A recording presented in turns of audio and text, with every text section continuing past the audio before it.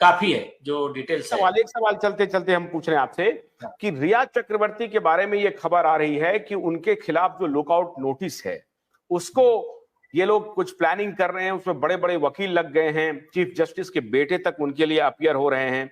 ऐसी स्थिति में ये बचाने के लिए उनकी ये कोशिश हो रही है कि उनको लुकआउट नोटिस हट जाए उनके ऊपर से और फिर वो दुबई या लंदन में जाकर के शिफ्ट हो जाएं और उनका फुट फिर पता नहीं वहां से फिर वो आ पाएंगी कि नहीं आ पाएंगी, देखा जाएगा, भूल जाएंगे लोग तो फिर देखा जाएगा।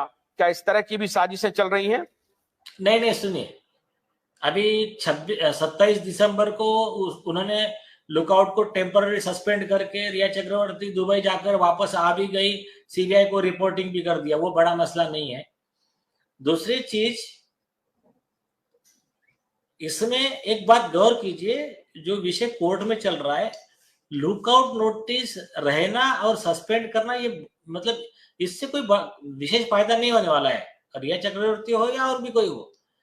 सवाल यह है कि सीबीआई ने एफआईआर रजिस्टर होने के बाद में भी, सीबीआई के पास इन्वेस्टिगेशन आने के बाद में भी 3.5 साल से रिया को अरेस्ट क्यों नहीं किया, सवाल यह है। तो इसमें अभी ये सवाल का जवाब सीबीआई ने देश को देना चाहिए, जनता ने सीबीआई को पूछना चाहिए। बाकी किसके ऊपर आरोप लगाकर मेरे हिसाब से मतलब नहीं है।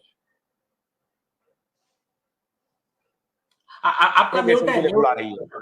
हाँ, आपका म्यूट आपको था। क्या लग रहा है सीबीआई क्यों नहीं इंटरोगेशन के लिए बुला रही है?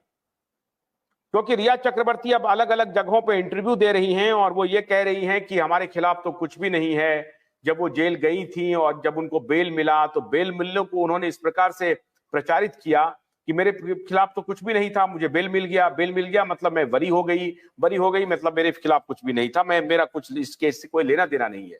जबकि रिया चक्रवर्ती बहुत मेन एक्यूज्ड हैं, इसमें सबसे बड़ी एक्यूज्ड में से एक हैं। फिर तो मारने वालों का तार तो अभी आगे जुड़ेगा, लेकिन she is knowing all the details, उसके पास सारे इंफॉर्मेशन है, कौन है, क्या है, कैसे क्या हुआ है, तो उसको कौन बचा रहा है? उनका तो नेम्ड एफआईआर है उनके खिलाफ, उनके सुशांत सिंह के परिवार के लोगों के तरफ से।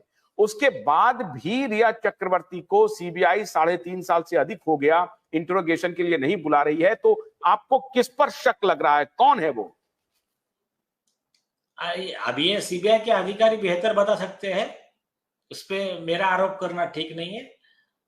बहुत सिंपल चीज मैंने लास्ट टाइम भी बताया था, रिया चक्रवर्ती के खिलाफ में ऑलरेडी चार्जशीट जा चुका है और बेल के ऑब्जर्वेशन चार्जशीट में केस के ट्रायल में नहीं माने जाते हैं। रिया चक्रवर्ती के केस में ही सुप्रीम कोर्ट ने स्पष्ट आदेश दिया है कि इसके बेल का ऑर्डर ये प्रेसिडेंट नहीं माना जाएगा इस विषय के लिए।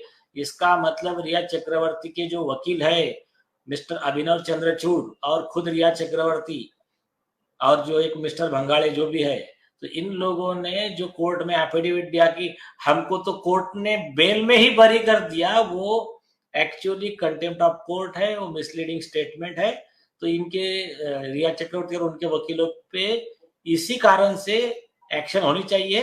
अभी सीबीआई के वकील क्या कर रहे हैं, सबसे बड़ा सवाल है। तो यही सवाल मेरे हिसाब से आप सारे मीडिया ने और सारे जागरूक नागरिकों ने ये सवाल सीबीआई को पूछना चाहिए। भोलानाथ का ब्रश कटर एक बैटरी से चलने वाली मशीन है जिसका चार्जिंग समय 3.5 घंटे है। इसे हम 6 से 8 घंटे बिना रुके चला सकते हैं। एक बार चार्ज करने पर ये 16,000 स्क्वायर फीट गेहूं, चावल, बजरा, जोवर के खेत काट सकता है, जबकि इसी कार्य को पेट्रोल ब्रश कटर 1,000 रुपए पेट्रोल का खर्चा करता है।